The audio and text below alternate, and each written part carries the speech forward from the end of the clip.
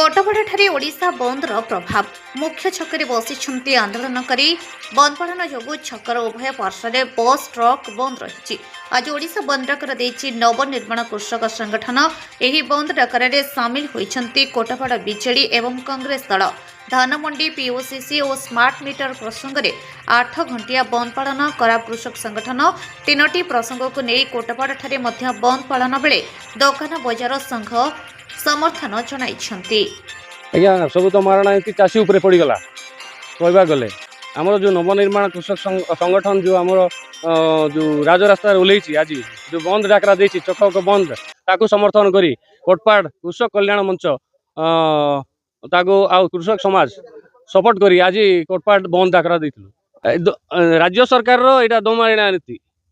तापर राज्य सरकार जो जो 800 टका जो डिक्लेयर करथिले तार जो तांगर राजकोष भी खाली गलानी बोधे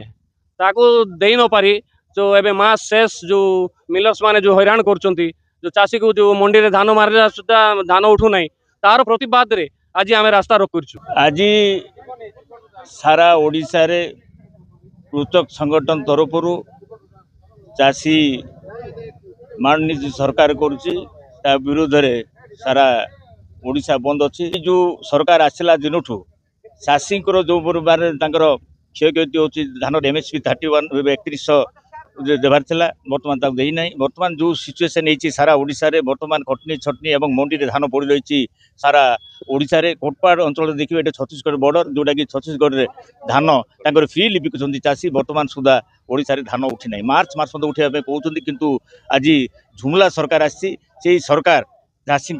चिंता नहीं एवं वर्तमान जोटा कि ई संश्लिष्ट अच्छी चाषी मानकर करेन्ट देवाई जोटा कि करेन्ट यूनिट मैंने जो स्मार्ट मीटर नहीं जो लिफ्ट पेमेंट उठू ना चाषी जो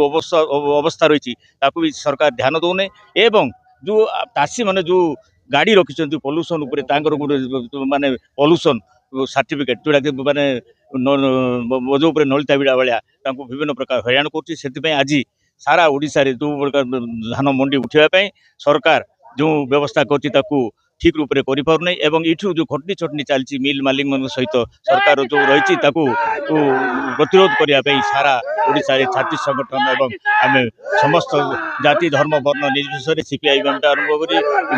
बीजेडी आरंभ करी कांग्रेस समस्त ताकू सहयोग करथि। सेति आमे मध्य कोटपाड़ चाषी संगठन तो आरंभ करी सबू दल मत निर्विशेष समस्त आमे बीजेपी सरकार विरुद्ध रे एई रणहंकार दिया जायछि। ओडिशा रे गठन है आसला दिन रो ये चाषी गुड़ को मारे लगी जमती कि ठीक टाइम रे सार अभाव रहा विगत दिन आप जानी भल तापर से ब्लैक रे मिलला सार से गोटे चाषी हताश है मंडी मंडी लेट रे आरंभ है लेट रे तो आरंभ है लेट रे आरंभ होगा पर भी से धान रिसीव करना इे कटनी छटनी व्यवस्था हाई 15 किलो अप टू 15 किलो पर्यंत काटुं नजर को आसी चाषी कर कौन शेष में विषपान कर मृत्यु कौन आत्महत्या कर बाध्य हम ये गवर्नमेंट ये निद भांगू शीघ्र शीघ्र यथाशीघ्र जी भी आम चाषी धान रही सब उठाओ आ प्राप्य शीघ्र पेमेंट करूँ कहीं पेमेंट भी शीघ्र रिलीज करूनी 15 दिन पर्यंत लगाऊँ सहित आउ गोटे कथा भी मुझे चाहूँगी पल्यूसन ना एम जो चांदा आदाय कर पब्लिक टू यहाँ भी निवृत्त रुहतु कौन गोटे गाड़ी को फाइन पकईदे 10,000 20,000 पकईदे कौन पल्यूसन दूर हो तार गोटे उचित समाधान करूँ जहाँकि जनसाधारण तार लाभ पाइपर जनसाधारण को हैरान कर टर्चर कर जो भाव में ये टैक्स आदाय कर ठीक जिन ना जेजिया कर बड़का हो गला चाष करी आम धान वर्ष गुड़ थर अमल करुचु आरे आम सडरंगा मुंडी आम धान नहीं अरे धान 3 दिन लगा मुंडी रहा तार मिल वाला मन कहले आम गाड़ी नहीं मिल रे धरिकी आस बोलू आम मिल रे नेलु मिल रे आम ट्रैक्टर भड़ा कर नेलु मिल रे 3 दिन लगा थिला आम 3 दिन लगा मिल रे सहीलु मिल रे सैला ना कि आम धान को नहीं तुम धान भल ना तुम ट्रैक्टर नहीं जाओ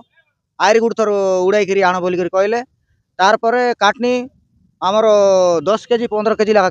काटनी मिसार काटी आरे एवं पर्यंत पैसा मिसार चढ़ ना।